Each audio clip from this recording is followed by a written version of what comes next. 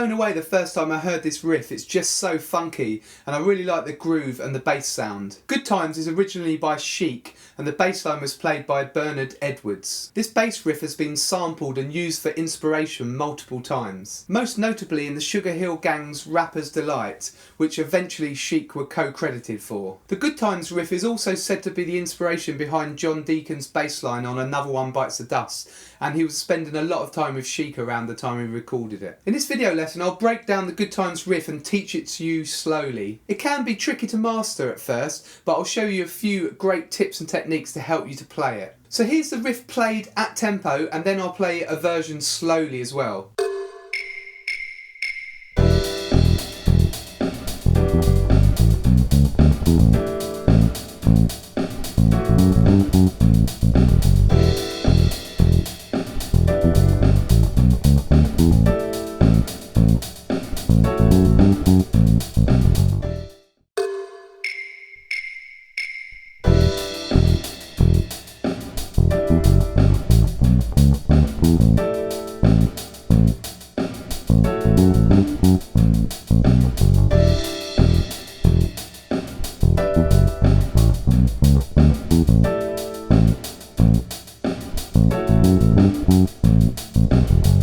The first thing to note about the Good Times riff is that there's silence at the beginning of bar 2, 3 and 4, and we play the root note for those bars on the last 16th of the bar before, and that technique is called anticipation. So we'll look at that anticipation using the first bar. Now you might want to look at the PDF at this point. There's tab and there's notation for that, and you can get that below in the description. But anyway, if you listen to it, so we've got 1, 2, 3, 4, 1. So you play the 4th E just before the 1. So it's on open E's. 1, 2, 3, 4, 1. So you play it just before 1. So if we now look at bar number 2, we've got that anticipation, and another name for that is a push.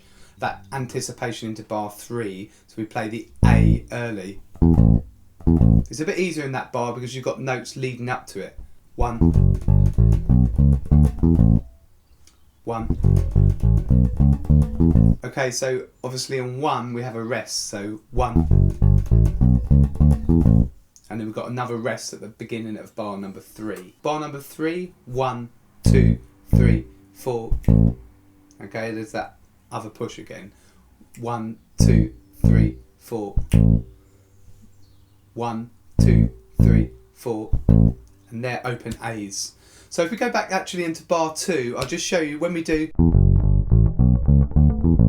It's easier, we've got E down to F sharp. Now I use the E with my second finger. If I use my first finger, there isn't really enough time to jump down. It's a bit awkward. You can sort of bar it, but then you don't really get a clean note. So.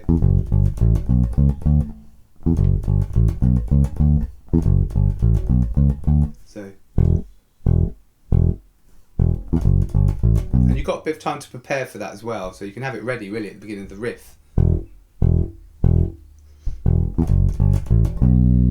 Okay, so that will help you to play those two notes there. And when we get onto bar 3 and 4, use open A's. The reason being is when you get onto the 4th bar,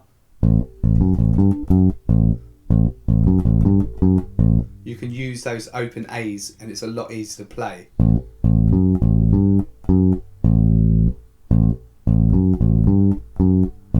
That's F sharp and G.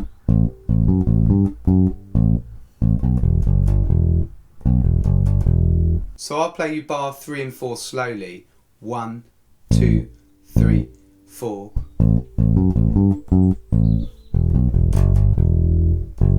And when we play those last two notes, just hammer on the G. So F sharp, G. So don't pluck that G. I also want to mention about the articulation, and Bernard Edwards is great at playing just the right length of notes that you need to make it funky. So articulation is how long or short you play notes or how you attack them.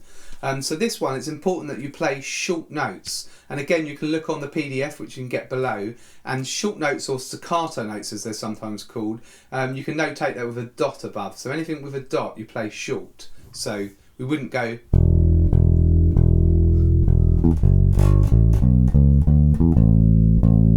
It's just not funky at all, so...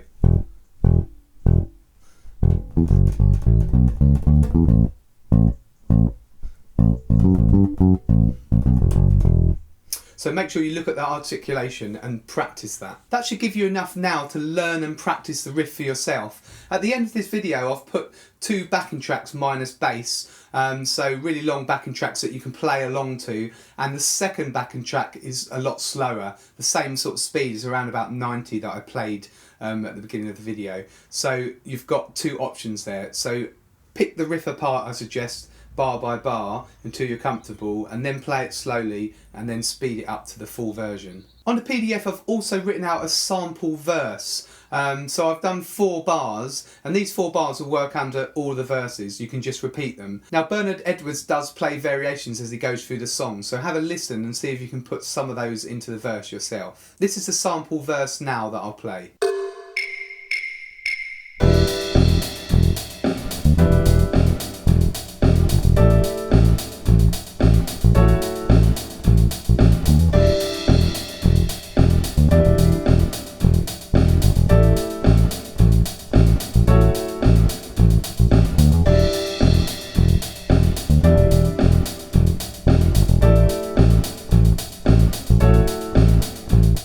Well, you may or may not agree with me that this is the best bass riff ever, but it was certainly a hit for Chic, and it also was really pivotal in the origins of hip hop with Rapper's Delight. Not bad for a 4-bar riff. So have fun with this. I hope the video helped, and remember you can get the PDF below in the description. While you're here, make sure you have a look around my Greg's Bass Shed YouTube channel. You might see another video lesson that you like.